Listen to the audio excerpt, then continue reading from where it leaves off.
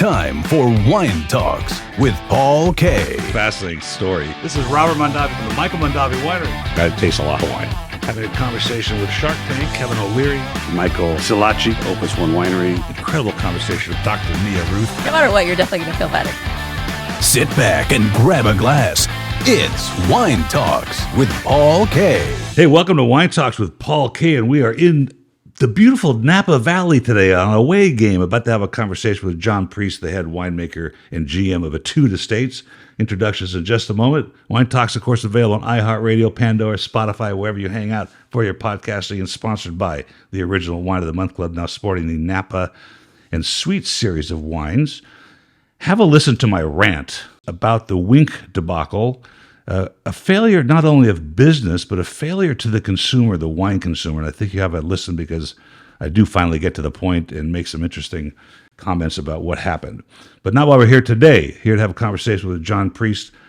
Welcome to the show. Hey, it's great to be here. Thanks for joining us here at the winery. Thanks for taking that. Well, this isn't work, right?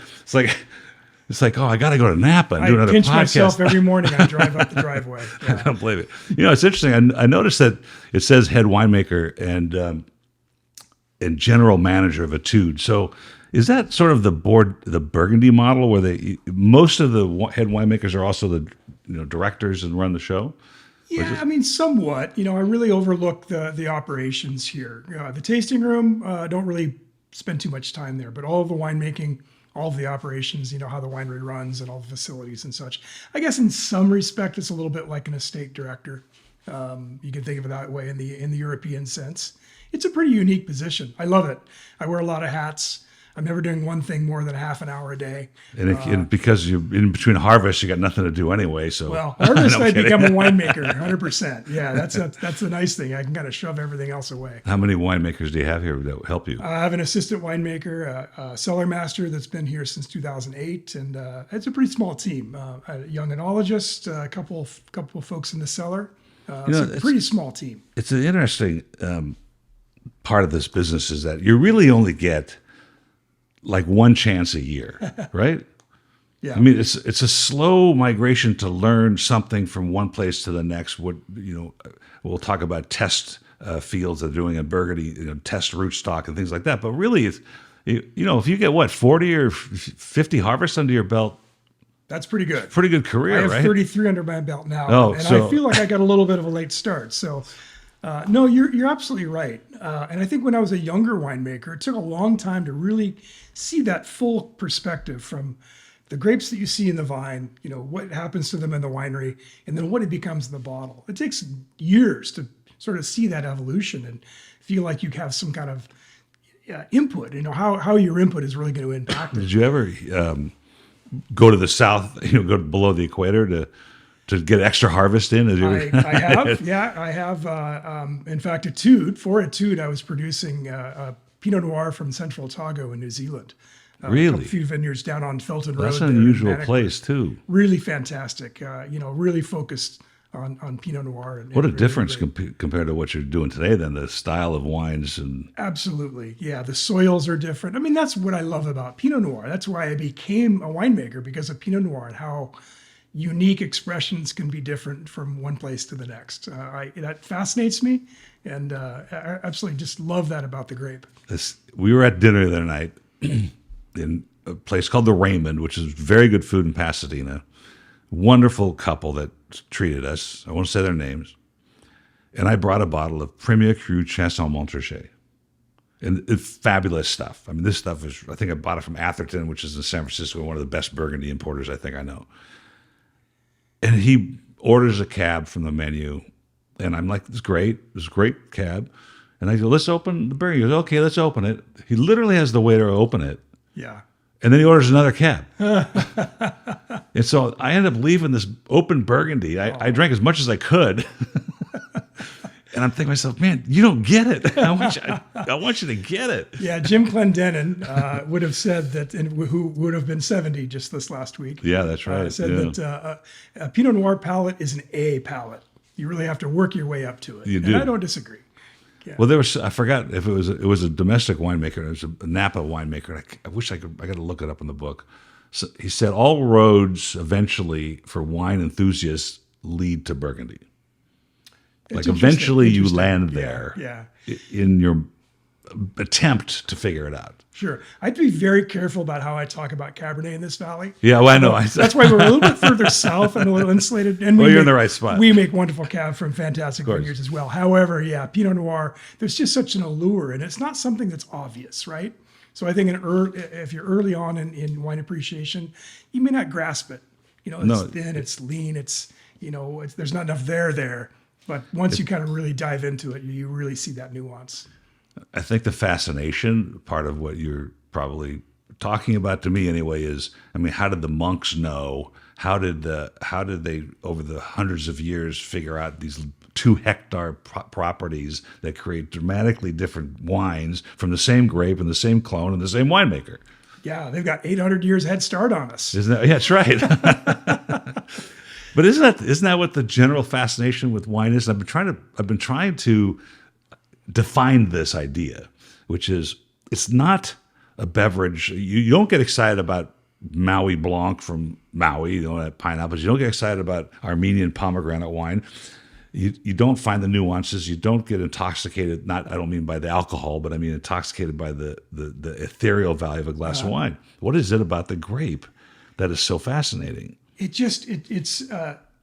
It really just has that great transparency to where you're growing it. All the conditions, the soil, the slope, the way the wind comes across, the angle to the sun, all those unique elements that make that site unique are really translated right through the glass, this grape. So, going back to Burgundy as the model. Like I said, that's why I became a winemaker. I fell in love with Burgundy at a far too young of age to know better. But that sense that, one vineyard that's facing this angle to the sun can have one characteristic, and across this ancient goat path is something that's either better or worse or just in any way different. Yeah.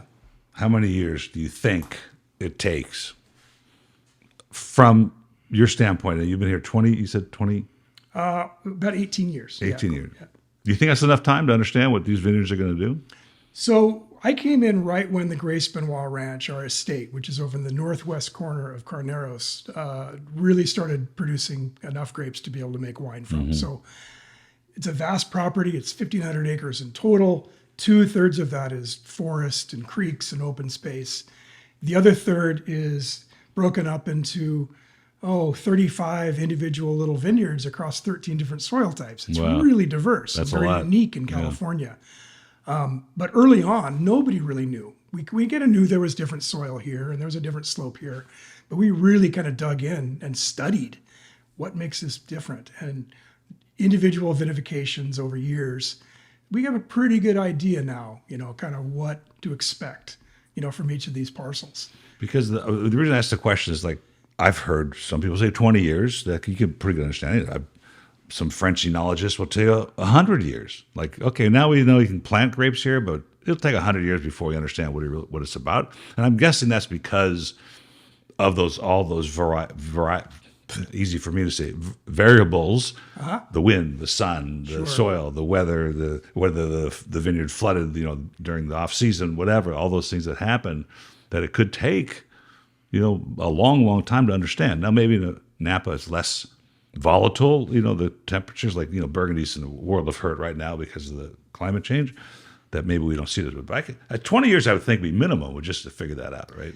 Yeah, I think you can really understand the nuances and the differences and the different sort of accents that each vineyard and parcel will be able to tend. I think as the vines age, then you really start getting, I think that's what the French are talking about, really getting those roots that are established, and that network of roots, you're really getting the depth of character just becomes more and more pronounced.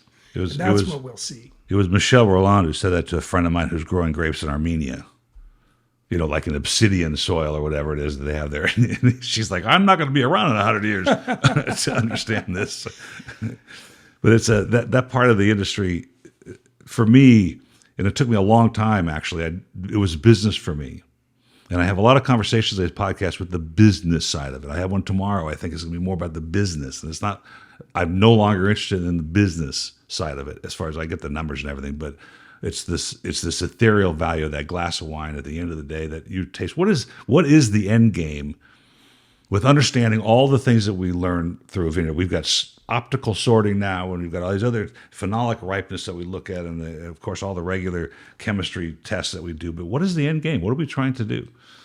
Well, our approach here at Etude is to really have that translation from the vineyard and to just really do what we can from the vineyard with healthy soil, vines that thrive but also struggle a little bit, that really express the character of that place. And then as winemakers or wine growers, we kind of take a little bit of a back seat. Our winemaking here is very elegant. We don't have a lot of fancy equipment. Mm-hmm. We just need good grapes, and we need the right vessels and the right sensibility to sort of bring all that character in the glass. So we don't get too hung up on a lot of the science and technology. So you just wonder really what happens. Good grapes. What if you open these great vintages from who knows when, long before the technologies were around, right? And you go, oh my God, this Burgundy or this Bordeaux or this Heights from 1975 or Georges Latour 68. My dad used to have. I mean, they're gorgeous wines. They didn't have any of this stuff. So really, it has to come from the vineyard. It has to come from caretaking of the vineyard. It really does. And, we suffer from a little bit, or we're affected by climate change here as well. We can have extreme highs and extreme lows, a lot of rain, like we recently have. So, if we have tools that kind of help us sort of maybe maneuver a little bit around these variables you talked about, and as the variables become maybe more extreme, being able to have some understanding of how to be able to navigate those changes. So that's we pay attention to that for sure. But you can't do that if you're really not connected with the vineyard. They talk about biodynamic farming and organic farming. We'll talk about that in a second. But the biodynamic things, you've got to assign somebody to each vine practically, or the one person gets 10 or 20 vines for the year, and it's very expensive to do. But it really is to manage each individual thing. But really, and Mike Salacci told me this is the first time I'd ever heard it, oddly, was that wine should be a sense of time and place. We get that, right? Mm-hmm. And so the place part we're talking about, we get that. And the time part really comes down to all the variables that play out in that particular vintage. Sure, yeah. And so I'm reading this book. If you haven't read this book, it's an amazing story called Wine and War. Uh-huh. It's by the Clodstrups. I've been needing to read that. Oh, you should get it. It's a fascinating story. In prison, in one of the POW camps for French officers, this guy writes a pairing book. And I'm reading this going, okay, this guy's sitting in a cell somewhere, and he's reading these stories about the Sancerres and the Vouvrays, some of these really small districts, Bouzy, he's talking about Bouzy Pinot Noir, pairing it with not K rations, but he's pairing whatever gruel they gave at the POW camp. Yeah. But he's pairing with the foods you remembered as a kid growing up before, and it kept him alive during the POW camp. And I thought to myself, okay, he's really getting granular, and that's what happens with each vintage, right? You're not going to try and produce something the same each year. No. And as a young winemaker, I wanted that control. You're taught that, like, hey, son, if you do this, A plus B is supposed to equal C. And if it doesn't, then you did something wrong. And boy, nothing will humble you more than agriculture and what we're trying to create in the winery. So taking that back seat, to having that humility to realize that we can't control it and we have to understand the variability that we're going to be getting. And maybe that is if the you could difference. Put your harvest date in a calendar, I just go on vacation until then. Right. There's no way. Maybe that is the difference, the humility of it all. You really do. I mean, it's we are subject, what we're doing, the vintage is subject to, as you said, the conditions that we're given. And we have, what we can control is what we have planted in the vineyard, what soil and geology we're growing it upon. But outside of that, and then we have some basic science that's going to get us from grape to wine. But throw some in there. But there's a lot of craftsmanship involved in the way. And that's... going back to that sense that, we don't try to over manipulate. We really try to express what we're given. And that to me is a very Burgundian sort of urge. Totally. And how I came into wine was through that sort of sense. You wonder how we teach the public this fascination, because I have this not argument in my own mind, but I discuss it all the time. My father was very not close, but he was friends with Bob Trincaro. He drove up here in the 70s, like 73, 74. Bob comes out of the back, gives him a glass of this pink wine, and White Zinfandel was born, which became this sort of gateway to drinking wine that people would drink. Yeah. And I think it's important stuff. But then I look at the shelf and I see, Snoop Dogg's Cali Red and, Martha Stewart's, criminal Chardonnay, whatever they call it. And I wonder, wow, this stuff's almost unpalatable, but it brings people to the table. And I hope that one day the Etude wine, somebody pours a glass of Etude Pinot and they go, oh my gosh, what have I been missing all this time? Sure. We all have our gateways. We all started somewhere.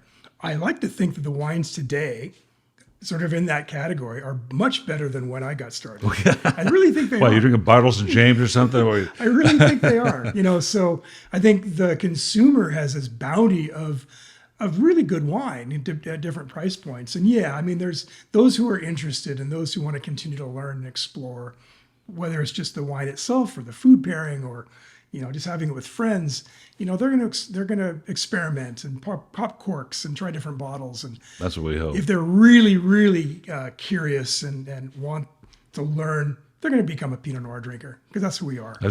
See, there all roads lead. They're going to lead to Pinot Noir or at least Burgundy or one of the other. We're inquisitive. What were you doing that this happened? Like it hit you? Like I said, it hit me. I used to stock my dad's shelves in the 70s and whatever, but it didn't really hit me until in the 90s that this was something pretty special. When did you? Yeah, I grew up in San Luis Obispo, which was not really much of a wine region. There were a couple older vineyards in the area. The Edna Valley was garbanzo beans. But there slowly was this industry that was starting to grow. My dad was an architect. He had designed some wineries in the area. And I think there was a real fascination to me. I went away to school, went to Washington State to study business and didn't even know you could be a winemaker. I had no inclination. But also, very, very slowly started maybe getting a little bit of curiosity about wine. And when I came back to San Luis Obispo, worked in the tasting room at Corbett Canyon. Way back when. Whoa. For like literally 2 months. I haven't heard that name in a long time. Yeah, this was, and in fact, my dad was. You remember the commercials? Corbett Canyon. This was even before that. Yeah.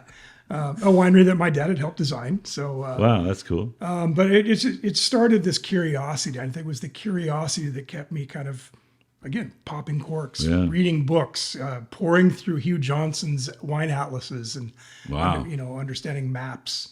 So did you not? But when you were in Washington at school, it wasn't on the radar at that point. No, there was. I think I'm the only winemaker to ever graduate from that school.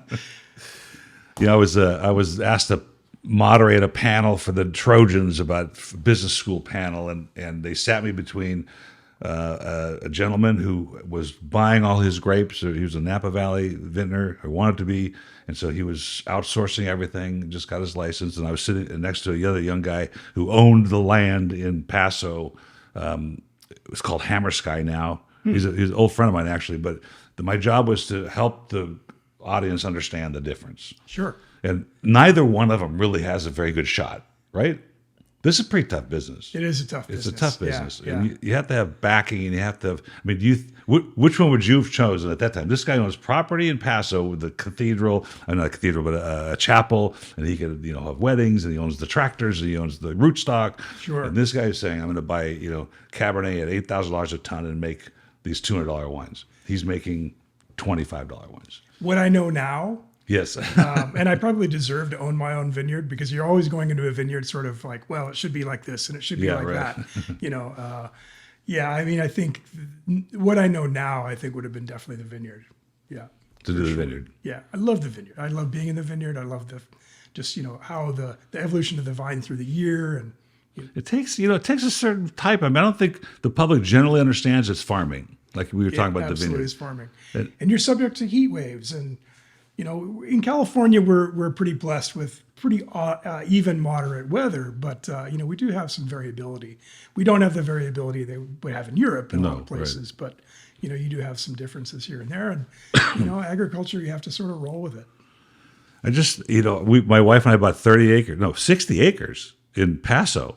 This is about 2000. Oh, wow. And we both realized we kill everything. We can't even, we couldn't even take our grandkids, germination kits that you buy from this toy store. We can't even get those to work. And so we ended up selling the land to somebody that could use it because we're never going to plant it. Interesting, yeah. But it was very interesting. And this is an important part of the industry I want listeners to understand. I've said it before, but at that year, 2004, was a huge glut. It was a year that Charles Shaw started, and there was just grapes everywhere. The guy behind me didn't even pick his 60 acres because he didn't have a contract. Yep. So the grapes just dried up. And then the next couple of years, it could be there's nothing. You don't know. And, from a winery standpoint, you don't know how to really size your capacity. You have a plan, and Right, sure. as we do every year, which hopefully follows how much wine you think you're going to sell. But if you have these years that are short, then you have plenty of capacity. Years that are long, that you have to find places for those gotta grapes move it. or not bring them. Yeah. So the question was after after this thing, it was pretty good little show, so to speak. This woman came up. She goes, "How do I get a hold of Screamy Eagle's extra juice? We know they make extra, right?" I'm like, well, Yeah. I wouldn't know, and if I did, I wouldn't tell you. So, but that was sort of the impression, what they came away from. Yeah. But that's an interesting thought, actually. How many cases are we making here? Yeah, we're somewhere between 35 and 40,000 cases total, and most of that is Pinot Noir. That's most of what we do. Our largest bottling is our Carneros estate. That's the one that's distributed nationally, internationally, and then a lot of smaller bottlings that we sell through our wine club or direct. Mm-hmm. Yeah. You have my father to thank for that wine club, just so you know. Oh yeah, yeah. It's you have to have one, and I actually, the consumers love it. Oh, during the pandemic, you must have been crazy. Absolutely.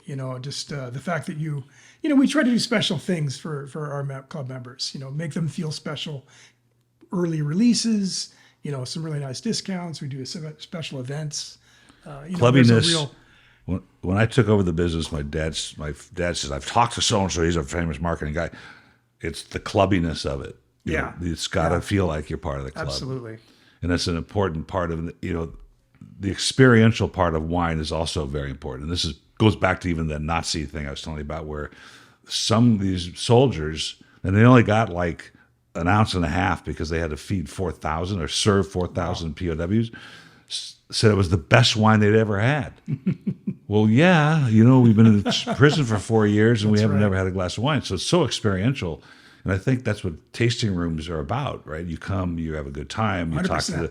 talk to Jon Priest, the winemaker, is here today, and that you go away with that. Every time you get that package, you think of that trip up to Absolutely. Up the Napa Valley. It's all about the experience and the sensory and everything about it, for sure.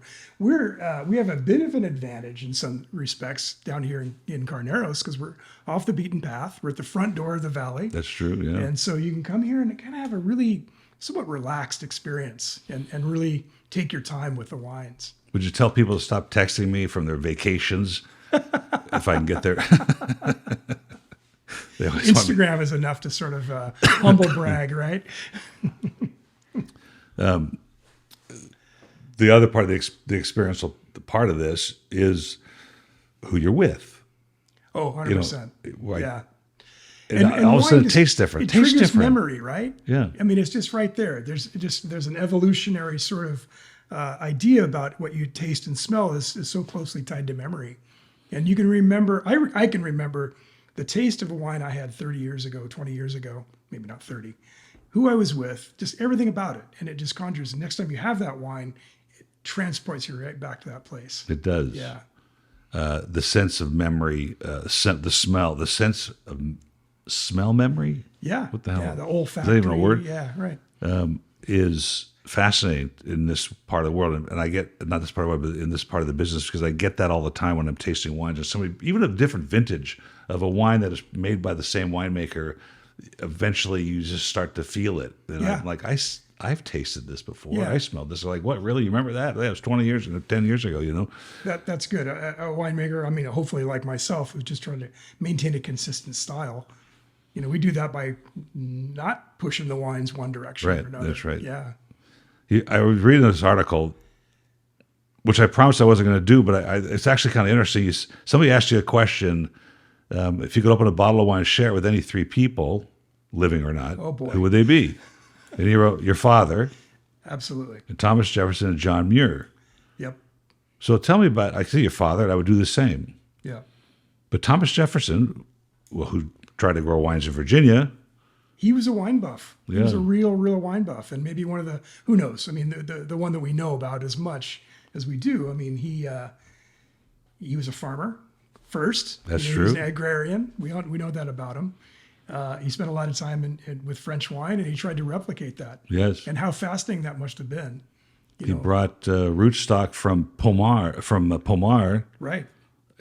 the Anne Parent vineyards. He probably wanted to expand west because he knew all the trials and tribulations of growing grapes in Virginia.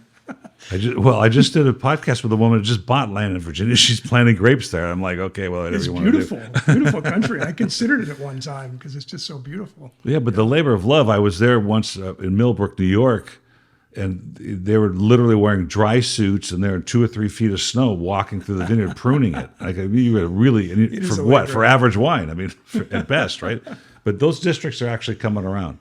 Absolutely. A little bit. And like the comment I made earlier, I think wine in general, we know enough about growing grapes and what clones and rootstocks and how to handle it in the winery. I think just in general, it's getting better globally. Do you think there's varietals that you just can never look? Well, let's take the Central Coast. Since you're from there, it took a little while for the Bordeaux varietals to kind of work their way into a level of where they felt sophisticated. There was early on, 15, 20 years. Same with Willamette Valley and Pinot Noir. When we were there in '89, unpalatable stuff, and there's only like 3 wineries. Again, Oregon, in that example, just better plant material, I think, has gone a long ways. Really understanding elevation, where you can grow grapes and where you're going to struggle growing them. Whether it's in East Side Paso Robles or West Side Paso Robles, what variety is going to do better on these particular conditions. I think it just takes time. Like I joked that the Cistercian monks have 800 years ahead of us. We're still learning, and that's great. That's what gives us a lot of liberty and freedom to sort of, let somebody else make the mistakes, and hopefully we'll learn from them. But we trial and we try. That's all they had experiment. was time. Yeah. Every time I asked the question, like, how did the Burgundian monks know this? I'm like, they had time. Time. Exactly. They just walk around all the time. Exactly. But there's something else too that goes with all this. It's like you talked about Paso Robles, and there were a lot of Italian varietals in the 70s and 80s. Nebbiolo was a big grape there, and then they moved. And I think part of that's the consumerism. You think that is it, or should we be concerned with consumerism and what people are trying to evolve into? I think the big expansion. I was in Paso Robles early in my career, so I saw some of this happening. Merlot and Chardonnay and Cabernet became king, and so everybody wanted to plant that. I think take a step back and realize, maybe Barbera is a more suited for this That's spot. right, yeah. Or, Neil Collins from Lone Madrone is doing a great Nebbiolo.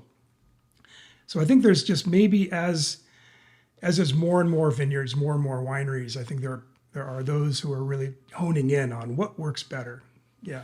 And then maybe if they're growing it because they want to, because they think it's the right thing to do. Tablas Creek, for example. Nobody was really doing Rhones. If we were, it wasn't really on purpose. But to come in, make that kind of statement, and then end up making world-class wine. Just wonder if it's like, well, do we listen to the consumer? And I had this question, and maybe this is a tough one, actually, though we haven't gotten to John Muir yet. We will in a second.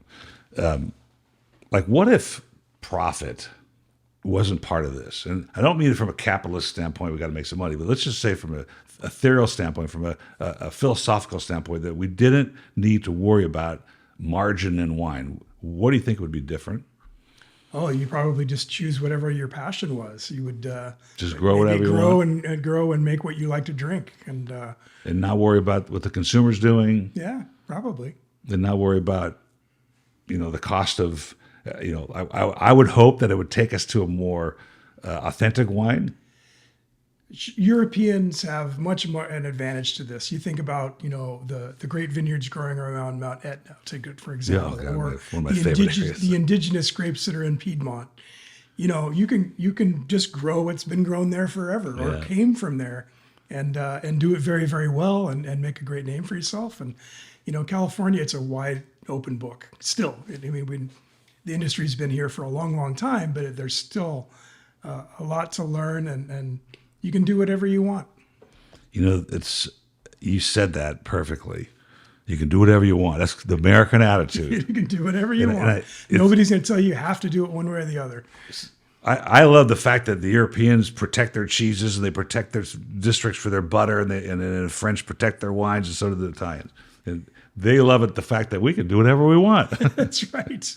We're not bound by anything. And if you didn't have to worry about, as you say, making a profit, it's either going to be successful because it's good and it works, or it doesn't. So, that's it's probably how it evolved years and years ago in Europe.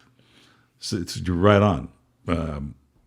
Some book I was reading about Burgundy, and when they started the appellations, they were adding some appellations. So this is probably the 20s or 30s. A winemaker said in the meeting, we shouldn't be advertising. We shouldn't be allowed to advertise because if we should just make good wine and people will drink it, which is really, sort of grassroots philosophically, right? But I mean, it's a little idealistic. It's a little idealistic.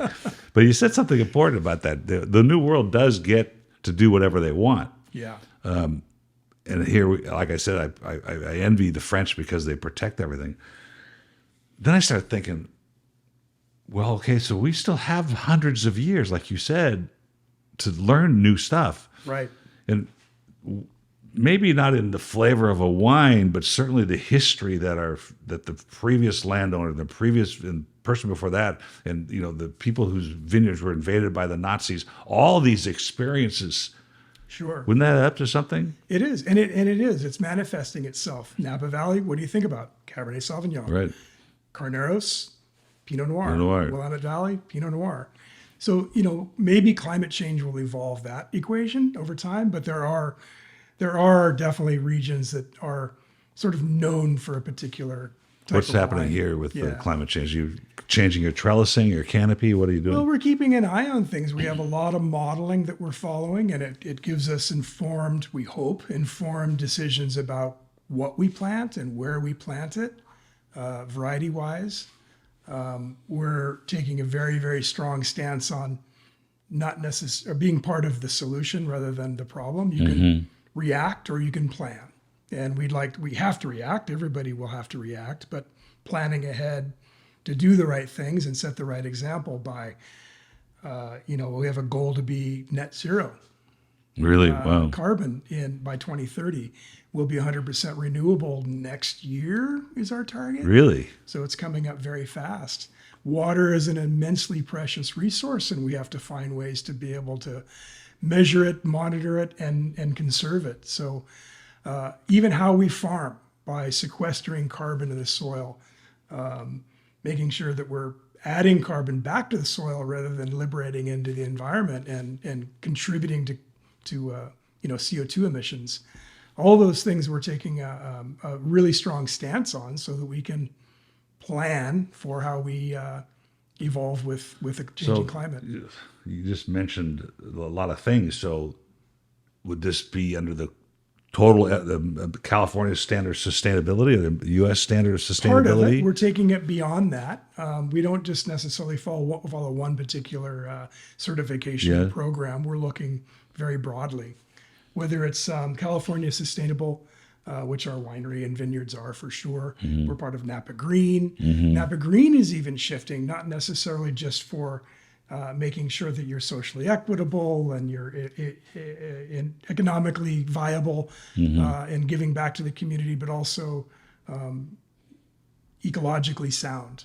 We're going beyond that. And even Napa Green is going beyond that and looking at carbon, looking at how we're keeping carbon out of the environment. So, do you think that's a responsibility of the industry, wine industry versus others? Do you think, for me anyway, sustainability seems like a logical thing to be doing in the wine business, but do you think it's the responsibility of the wine industry to move as close as they can to complete zero carbon and sustainability? Absolutely. And it shouldn't end with us for sure. There should be other industries that are following this, and they do. But we have a very strong and easy vehicle to be able to communicate that to the consumer as well. I think maybe 20 years ago, the consumer was confused by what that all meant. Now they know. They're educated, they're aware, They want to see that what they're consuming, what they're enjoying, is contributing to the betterment of the world rather than taking away from it. So it's important. Yeah. I think it's important. I think wine should be a natural towards sustainability. Here's the problem I have. And we were just laughing earlier about millennial kids, because I have 3. And that's the generation that seems to be most attuned to this, and more the ones after it, about organic farming.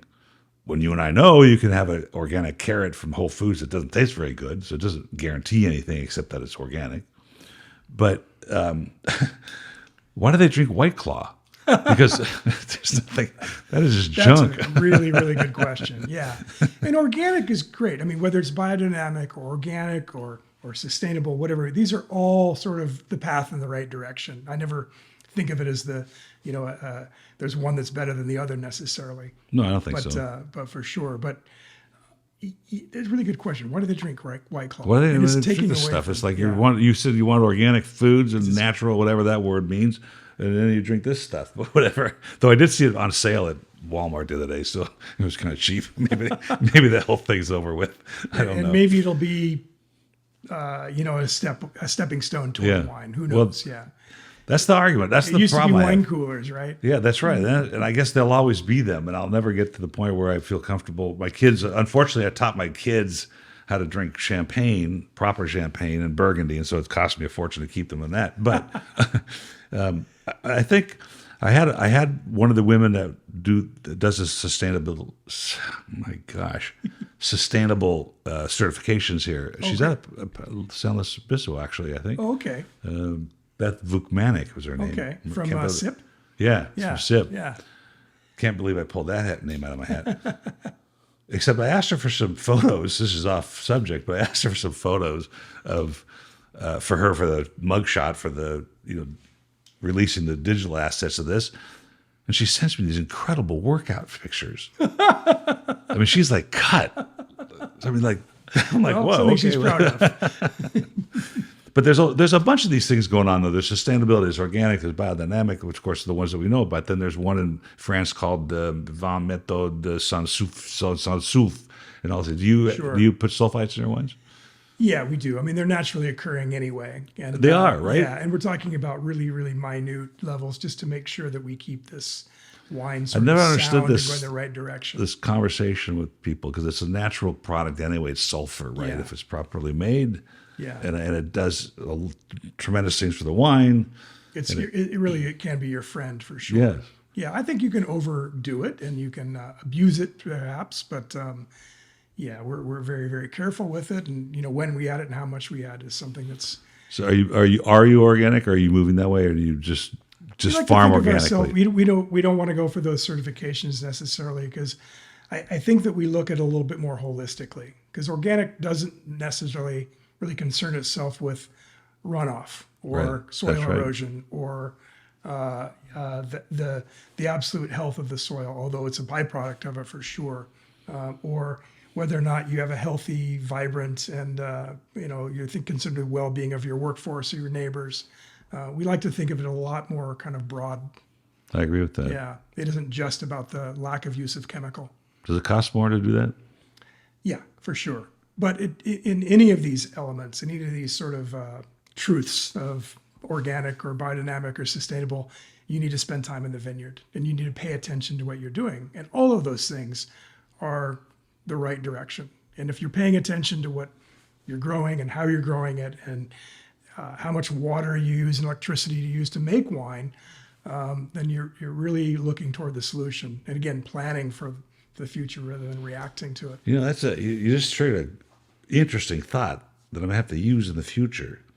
And when I brought up the fact that things like the Nazis invading Europe and, Attila Hun, had a battle in Champagne and, mortars in World War I that have destroyed soil in Champagne forever are part of that experience that changes what might come in the future. Absolutely. And here in the New World, these things are new, right? And so if you're grappling with them now, then they're going to create the experience of the future for people to taste. For sure. So, and you got to step up on that, it looks like. Never thought I had to worry about wildflowers during harvest. Never really considered it. Heat waves, where once in a while you get a high pressure system that would come in. But these are things that we live with and that we have to understand and plan for, react to in the right way, to be able to understand well enough to be able to craft and create a wine that is going to be consistent and high quality. The book, Third Plate by Dan Barber from Blue Hill Farms in New York, talks about the wildflowers and that you can tell what's going on in the soil below based on the weeds that are growing. Oh, absolutely. 100%. What is growing in the soil, and you can weeds are one thing. There may be a displaced plant, but they're still doing something a plant does. Right. Yeah. Sure. But it will tell you exactly how it's disrupted. The mustard that's in the valley, tilled soil.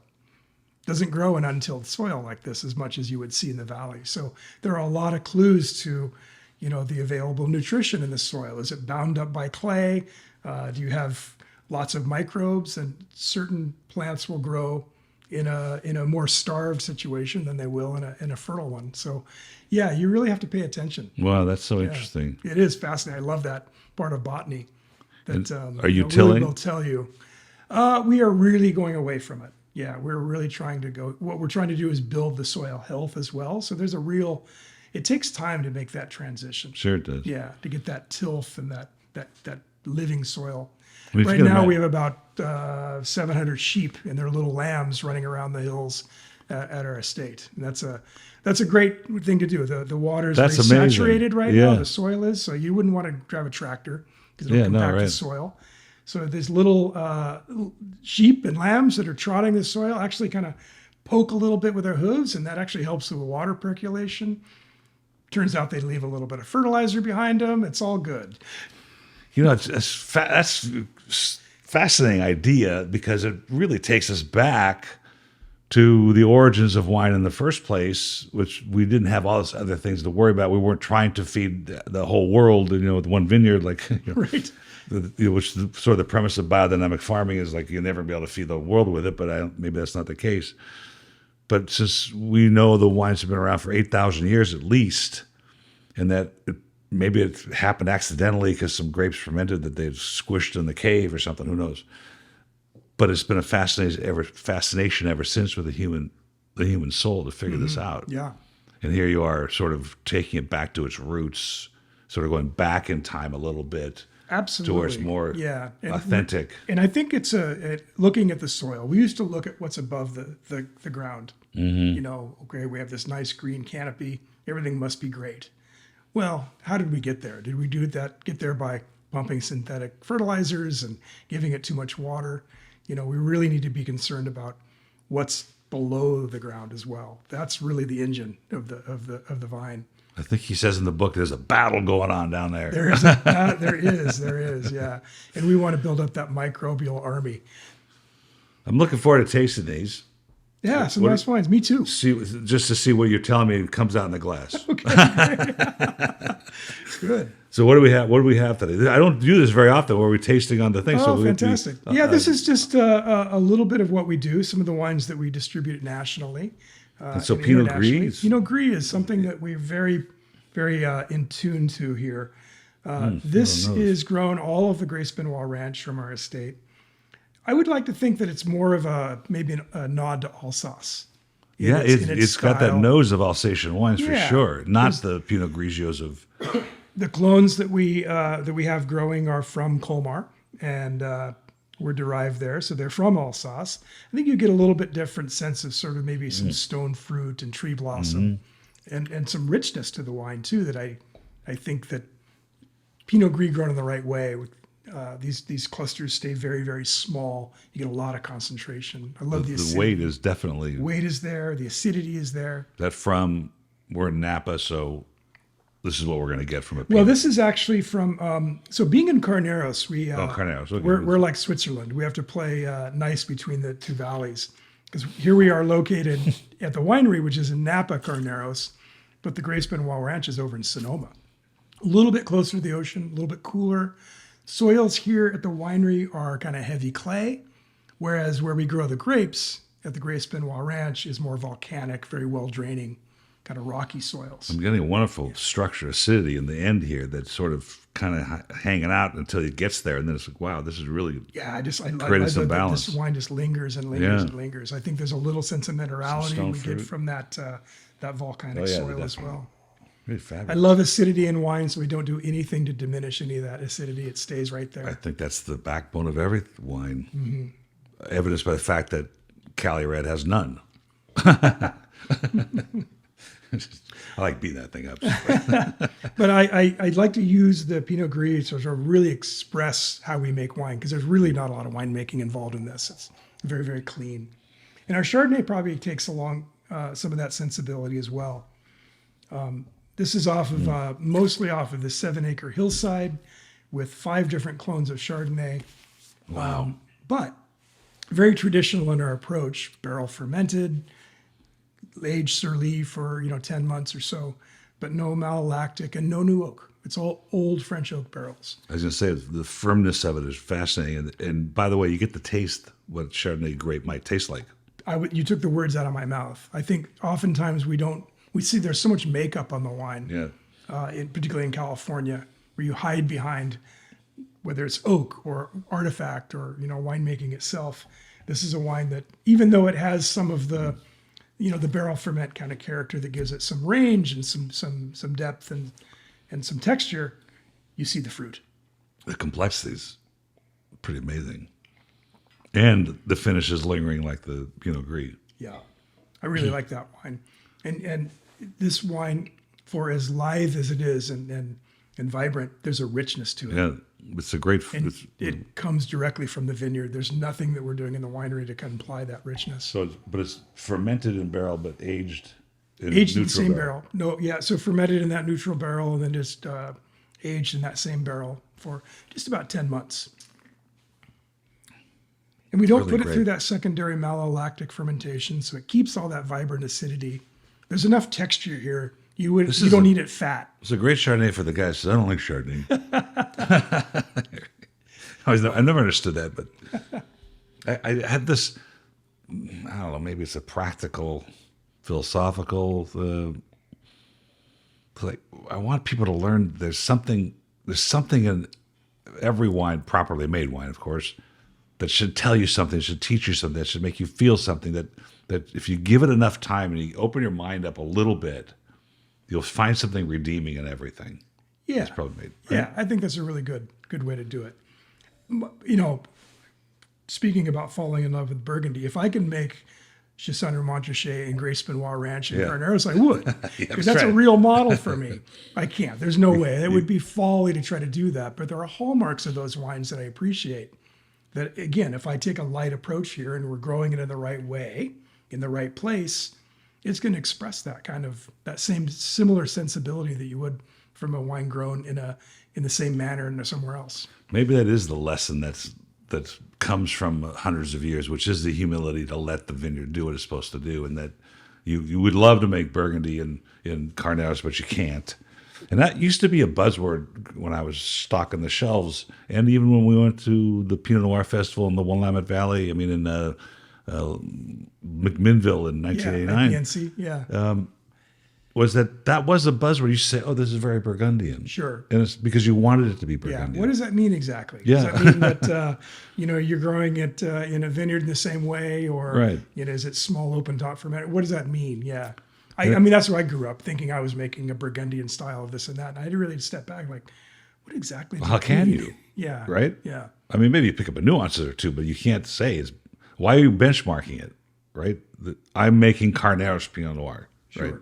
Yeah. Yeah, and this is as true as an expression of the fruit and the vineyard itself in the Chardonnay that I can make. This color is in the Pinot. Now, Pinot Noir, so across that, 500 acres of grapes that are planted across this ranch, there's no vineyard that's larger than 10 acres, and they go down to maybe half an acre. Wow. So very, very diverse individual parcels. This wine that you have in the glass here is off of about 32 individual parcels across the ranch. And they, like I said, they may have a different soil type. They may have a different angle to the sun, a different slope, something that makes it unique. One part of the ranch has a lot of fog. The other side of the ranch is more protected. There were no trees removed when we're planting this. So we had Jonathan Swinshat, a very renowned geologist who wrote The Winemaker's Dance, which is about the soils of Napa Valley. He did all the surveying out there. So we understood where all the contours were of the different soils, all 13 of them. We didn't want to take out any trees, and there's a lot of forest out there. So it really limited where we planted grapes. And so we have these individual little kind of funky, cool vineyards areas. That's really cool. And that's what I've been able to get to know over these almost 20 years about what each one of those parcels should express. They're teaching you. Sometimes I joke, by now I almost can make the blend before I pick the grapes. Because I have an idea what to expect. The complexity in this nose is amazing, and it's still young. Still very young. Again, those volcanic soils or derived soils are fairly well draining, so it keeps the vine kind of limited. You get a wonderful concentration. I think that darker kind of hue and color really comes from that. It's cooler over there, generally about 10 degrees cooler on that side of Carneros than it is here in Napa. Wow, that's substantial. So that helps keep that vibrant acidity. There's a complexity in the finish even that's just like, where's this coming from? It's just hanging around.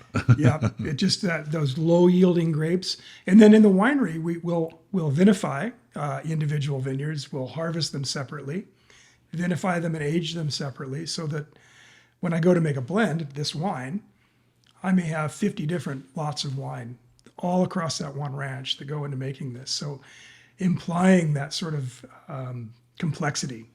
What are you experimenting with? Vineyards, rootstock. You got climate change coming. You're trying to play with that a little bit. There's a vineyard in Louis Jadot that's got 9 different rootstocks growing with the same clone. Yeah. Are you looking for the future for those kinds of things? I'm very fascinated with the next evolution of Pinot Noir coming out of Burgundy.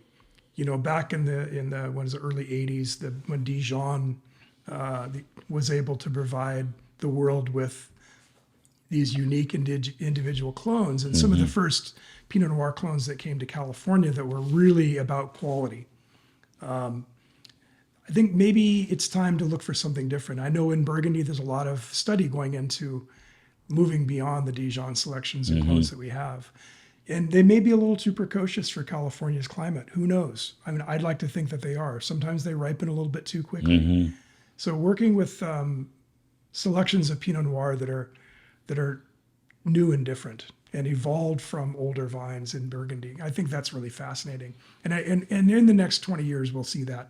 So that's the thing that's amazing about this industry, is that you're preparing for a generation you'll never know, maybe, right?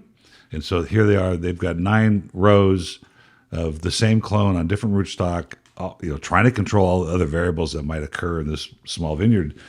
But they're not going to know really for 20 years. Sure, exactly. And I think that's an amazing part of this industry, that there's just this legacy to take care of where you're at for the next person to take care of. That's right. And, we're not doing it alone. There's universities that are putting work into it, and a lot of nursery work. So, but we do have to really prepare, because I think what we're doing now will not necessarily be relevant 20 years from now. Yeah, that's a good point too, actually. Tell me about this heirloom, because this is wow. So it's a little bit of what I'm talking about. Rather than purchasing vines from a nursery that are from an institution who have isolated one particular clone, the vines here are from cuttings that were taken from vineyards or passed on from vineyard to vineyard, entirely based on their quality and their unique sort of pedigree for Pinot Noir. So these are not commercially available. We don't really even name them. One, because we don't want to necessarily give credit to the smuggler or tread on the goodwill of where they may have come from, but they have pedigree. I like to joke that I've raised Arabian horses, and I love the pedigree of an Arabian horse. When you take it back far enough, it devolves into desert bred. Really? At some point, the Bedouin had their own way of recording the pedigree of a horses, but we don't know what it is. Or it was just a wild horse in the Arabian Peninsula. I'd like to think that these selections of vines are Burgundy bred. Wow. Like over time, the pedigree takes them right back to those really important vineyards in Burgundy. And there's a different sensibility. There's a different sense of acidity. There's a different sense of structure. I make this in a little bit more ancien way, with a little bit more whole cluster, a longer in barrel, a wine that has structure and will age well. The pedigree is obvious, and certainly the first Pinot Noir, the Grace Benoist. The family would say Grace Benoit. Benoit. Yeah. Right. Yeah. It's spelled Benoist. Benoit. It's spelled Benoist. Well, It's we're in confusing. Napa, and I speak French, but Benoit, it'd be fine. But it's gorgeous wine, but then we have this heirloom version of it, and the pedigree clearly is obvious. There's something different. It's the hardest wine for me to craft because there's a stature to the wine for sure. This is our most renowned wine and what collectors really look for. But also you want to be able to capture that pedigree, that real sense. What's the oldest you've had from this vineyard? So everything was planted in 2000. So the oldest wine? Oh gosh, the first wines were 1996. So, I had the 1998 not that long ago, and it was a mature wine for sure, but still had a lot of beautiful fruit to it. It's already been almost an hour. No kidding. That? Yeah. And I promised only 45 minutes. But it's been a fascinating and interesting and educational conversation, and particularly tasting the wines at the same time. I have to do more of this because I usually don't do it. But this has been really, really fun. It's been a great time. Yeah, Appreciate thanks you so much inviting for me taking in. the time to come here. And I love my logo on this tasting sheet. This is really something. I have to take a couple of these home with me. I hope to see you again, and I hope we can do it again. And certainly Likewise. If you're in Los Angeles, we have a beautiful studio that we can do it again in, and we'll catch up with you on the next time around. Let's make sure it happens. Cheers. All right. Thank you. Cheers.